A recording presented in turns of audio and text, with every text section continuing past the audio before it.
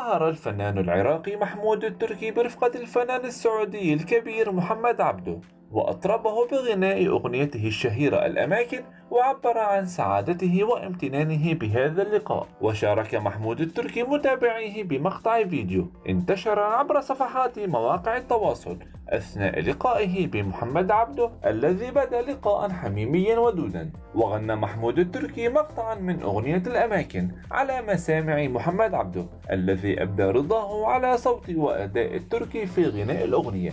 وقال محمد عبده تعقيبا على غناء محمود التركي لأغنيته: الله يعزك ويديمك إن شاء الله باستقرار وعز وأمان. ورد محمود التركي على ثناء فنان العربي على صوته: يا حبيبي أنت فخر ومسيرة فنية كبيرة، وأنا اليوم جدا فخور مع فنان العرب محمد عبده.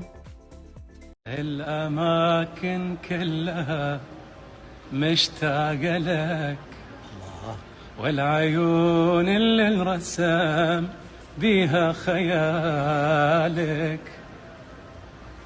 مو بس أنا حبيبك، العراق كله يا حبيبي مشتاق لك. الله يخليك، الله يعزك يا رب ويديمها ان شاء الله في استقرار وعز وامن ان شاء الله. يا حبيبي أنت فخر الله يبارك فيك ومسيرة فنية كبيرة، وأنا اليوم جدا فخور مع فنان العرب محمد عبده. ربي يحفظك ويطول بعمرك. أنا عندي أغنية تقول وتفاجأت شفت الأماكن وياك مشتاق لك وأنا أدري بيها أغنية. اي بالله العظيم. حبيبي أنت يطول بعمرك. الله يخليك حبيبي يبارك بيك يا عم.